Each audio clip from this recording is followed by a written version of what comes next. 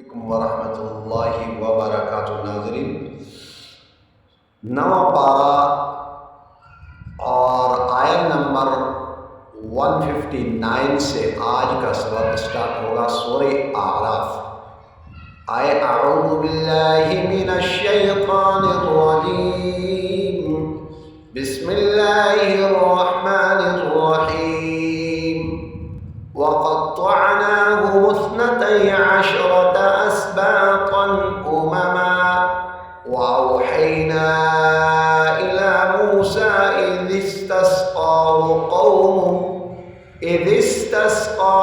قومه أن اضرب بعصاك الحجر فانبجست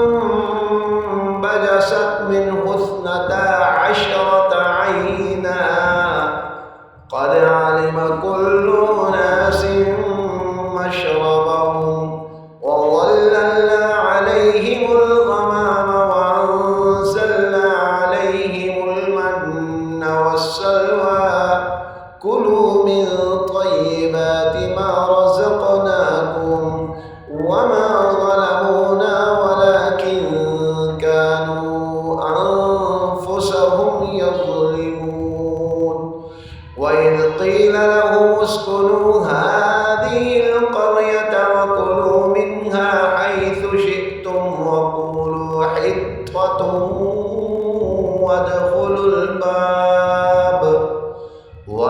الباب سجدا نغفر لكم خطيئاتكم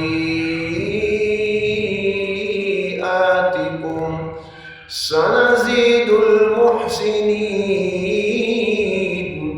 فبدل الذين ظلموا منهم قولا غير الذي قيل لهم فأرسلنا عليهم رجزا من السماء بما كانوا يظلمون واسألهم عن القرية التي كانت حاضرة البحر إذ يعدون في السبت إذ تأتيهم حيتانهم يوم سبتهم شرعا ويوم لا يسبتون لا تأتيهم، یاد رکھ لیں لا یہاں لا ہے، لا يسبتون یہاں وقف نہیں ہوگا بلکہ لا يسبتون لا تأتيهم۔ اور یہاں دیکھیں دو جگہوں میں، یہاں جیم کے اوپر 3 ڈاٹس ہیں اور یہاں بھی جیم کے اوپر 3 ڈاٹس ہیں۔ اس کا مقصد کیا ہے؟ اب یہاں لا یسبتون، یہاں وقف لا کی جگہ میں ہے ہی نہیں، یہاں ٹھہرنا نہیں ہے۔ لا تأتیہم کذالک، یہاں پہلی جگہ میں آپ ٹھہرنا چاہتے ہیں یا دوسری جگہ میں، دوسرے مقام کو آپ زیادہ ترجیح دے دیں، دوسرے مقام میں آپ یہاں ٹھہرا کریں، یہاں وقف کیا کریں۔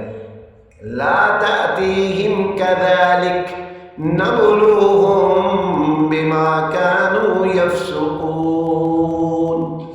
اس کے ساتھ ساتھ گزارش یہ ہے کہ یہ چند دن پہلے میں نے ایک ویڈیو یوٹیوبر کو میں دیکھ رہا تھا، وہ بھی سورہ یاسین کی تلاوت کر رہے تھے، تو اس کی اس تلاوت کو دیکھ کر میں نے استغفار پڑھا۔ میں نے کہا کہ پتہ نہیں جن کو قرآن کریم کے پڑھنے کا اسلوب کا پتہ ہی نہیں ہو، جو مخارج کو سرے سے جانتے نہیں ہوں، اور وہ بھی مطلب کہ تلاوتیں یوٹیوب میں ڈال رہے ہیں اور خود قرآن پڑھنا نہیں آتا، دوسروں کو کیا پڑھائیں گے؟